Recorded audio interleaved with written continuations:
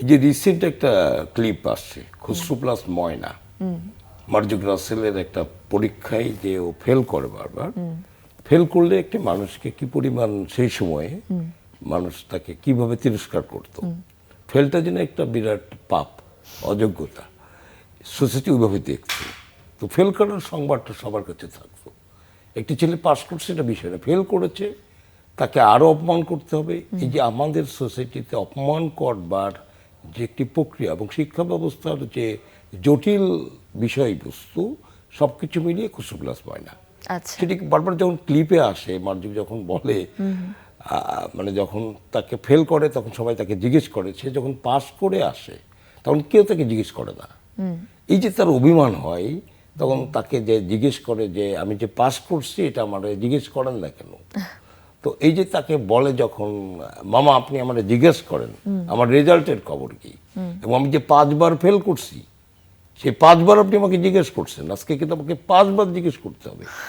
তো খসরু তোমার রেজাল্টের খবর কি, আমি পাস করছি মামা, আবার বলেন আমি পাস করছি মামা। এই যে আমি বলছি যে ওই যে প্রোডাকশনটা আমরা করেছিলাম এটা কিন্তু আমার ব্যক্তিগত জীবনের, মানে আমি ব্যক্তিগত জীবনে 5 বার ম্যাট্রিক ফেল করেছিলাম। আচ্ছা, এবং এই ফেল করেছিলাম বলে এই স্টোরিটাতে আমার মাথায় যে এসেছিল, এবং ওই সময়কার মূল্যবোধ, ওই সময়কার শিক্ষা ব্যবস্থা সব কিছু মিলিয়ে সোসাইটি কেমন ছিল।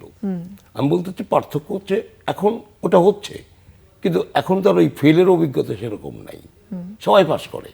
না কিন্তু এই বছর এইচএসসি এই প্রথম এটা দুর্ঘটনা, আমি বলতেছি এটা দুর্ঘটনা। আপনি দেখবেন যে তখনকার আমাদের সময় পাশের হার ছিল মাত্র খুব কম, তাহলে 20, 22, 21 পাশের হার, মানে 80% লোক ফেল করতো। আচ্ছা, তার মানে কি ভয়ঙ্কর একটা প্রেক্ষাপট। আর এখন তো তুলনামূলকভাবে আমি যতদূর জানি 70 তো পাস করে, 60, 70, হ্যাঁ 70, তার মানে অনেক বেশি পাস করে, অল্প সংখ্যক ফেল করে। এবং যে ফেল করে এখন বোঝা যাচ্ছে ফেলের দায়িত্ব শিক্ষকদের।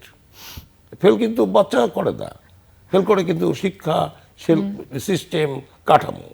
তো আমি বলি যে আজকের সময় আমার কাছে যেটা বেশি ধরা পড়ে সেটি হচ্ছে ফেক, মানুষ তার রিয়েল চরিত্র থেকে আড়াল করে দিচ্ছে। সুখ ও আনন্দের ধারায় ছোট সংসার হোক পরিবার পরিকল্পনায়, জনস্বার্থে সেন্সেশন।